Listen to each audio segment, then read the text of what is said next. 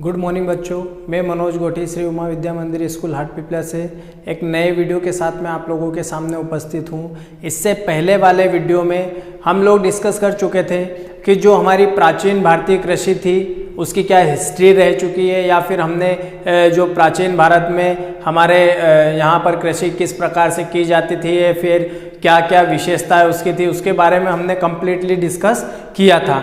आज के इस वीडियो में हम आधुनिक कृषि के बारे में डिस्कस करने वाले हैं। तो बच्चों, जो प्राचीन भारतीय कृषि थी उसकी कुछ कमियां भी थी, उन कमियों को ध्यान में रख करके हमारे जैसे जैसे कृषि के विकास के दौर की बात करें तो हमारी जो प्राचीन कृषि थी उसके अंतर्गत हम प्राचीन कृषि में कुछ कमियां रही थी जिनसे क्या था कि वहाँ पर प्रॉपर तरीके से हमें खाद्यान्न की पूर्ति नहीं हो पा रही थी, उनका प्रोडक्शन काफ़ी कम था। तो उसको ध्यान में रखते हुए आधुनिक कृषि का विकास हुआ, जिसके थ्रू पर ज़्यादा से ज़्यादा प्रोडक्शन को महत्व दिया गया और यहाँ पर व्यापारिक दृष्टिकोण को ध्यान में रखते हुए फसलों को उगाना प्रारंभ किया गया।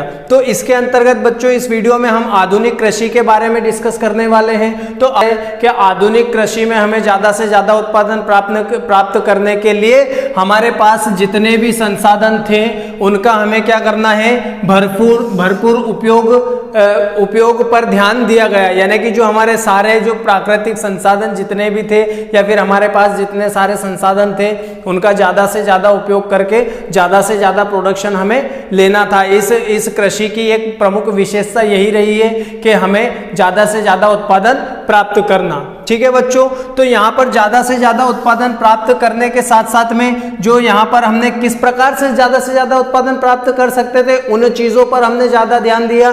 जैसे कि हम यहाँ पर प्रमाणित बीज का उपयोग करने लगे, यानी कि पहले क्या होता था, हमारे पास संकर एवं प्रमाणित बीज का अभाव था, जिसके कारण से ज़्यादा प्रोडक्शन नहीं हो पा रहा था। और आज हमारे पास में प्रमाणित बीज है जिनके द्वारा क्या है, हम उन्नतशील किस्मों को बो करके ज़्यादा से ज़्यादा उत्पादन प्राप्त कर सकते थे।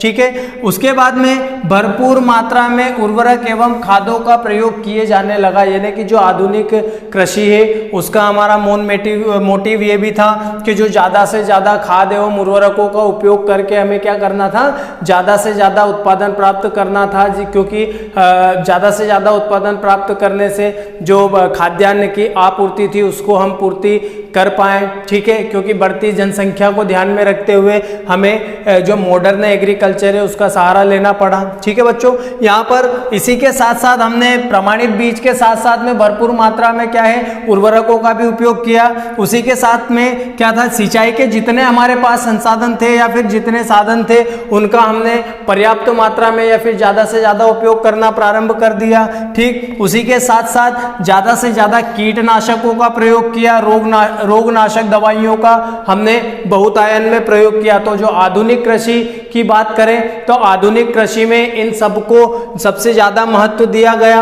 अब बच्चों इन जो बाकी के पॉइंट्स को ध्यान में रखते हुए जो हमारी आधुनिक कृषि है उसका एक प्रमुख पॉइंट हमारा ये भी रहा है कि जो हमारी पहले क्या था कि जीविका उपार्जन के लिए हम कृषि किया करते थे, यानी कि हमारी आजीविका को चलाने के लिए ही हम कृषि पर ध्यान दिया करते थे, या फिर हमारी जो कृषि थी वो जीविका चलाने पर ही आधारित थी। लेकिन अब यहाँ पर क्या है कि जीविका के साथ साथ में हमने व्यापारिक कृषि को भी ध्यान में रखते हुए व्यापार की दृष्टि से फसलों का उत्पादन करना प्रारंभ कर दिया। ठीक है, और उसी के साथ साथ में जिससे क्या है कि हम ज्यादा से ज्यादा लाभ कमाने लगे, या फिर हमारा जो मेन उद्देश्य था वो क्या था, ज्यादा से ज्यादा लाभ फसलों से प्राप्त करना। ये हमारा व्यापारिक दृष्टिकोण से यहाँ पर इंपॉर्टेंट पॉइंट बनता है कि व्यापारिक दृष्टिकोण से हमने इस जो मॉडर्न एग्रीकल्चर है उस पर ज्यादा कंसंट्रेट किया, जिससे हमारी जीविका के साथ साथ में हम व्यापार भी कर सके। तो बच्चों जो मॉडर्न एग्रीकल्चर के आने के बाद में क्या हुआ कि हम फसलों का निर्यात भी करने लगे। पहले जो प्राचीन भारतीय कृषि की बात करें तो उस समय एक ऐसी कंडीशन थी कि हमारी पॉपुलेशन बढ़ती जा रही थी और ज़्यादा से ज़्यादा हम प्रोडक्शन नहीं ले पा रहे थे, जिसके कारण जो भूखमरी बढ़ रही थी। ऑब्वियसली बात है कि हमारे यहाँ इतना प्रोडक्शन नहीं हो पा रहा था, जिसके कारण उस समय क्या है फसलों का आयात करवाना पड़ता था। लेकिन जब मॉडर्न एग्रीकल्चर के आने के बाद बाद में हमारा देश आत्मनिर्भर बना और आयात की जगह हम फसलों का निर्यात भी करने। जब हम बात करें तो आधुनिक, नेक्स्ट पॉइंट हमारा आता है आधुनिक कृषि भी स्थिर नहीं रही, यानी कि जो आधुनिक कृषि है वो भी स्थिर नहीं रही, यानी कि अनुभव और सीख के साथ साथ में हमने क्या करा, इसमें आधुनिक कृषि में भी विकास करना उचित समझा। ठीक है, ताकि आगे चल के जो मतलब जो इसकी मान लो कुछ कमियां भी होगी तो उसको हम दूर किस प्रकार से कर सकते थे, तो उसके चलते हुए हमने क्या करा, इसके जो विकास का दौर है उसको हमने 3 वर्गों में बांटा।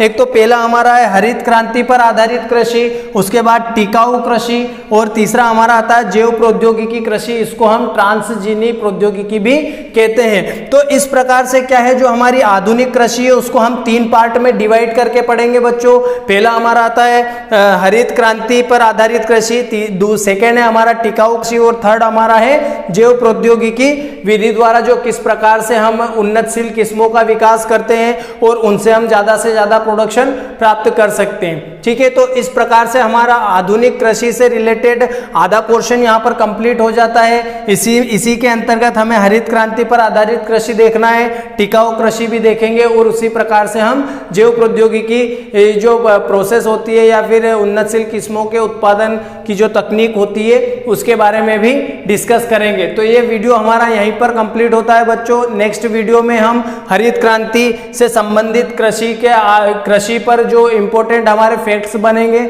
या फिर हरित क्रांति क्या होती है उसके बारे में हम डिटेल से पढ़ेंगे। Thank you.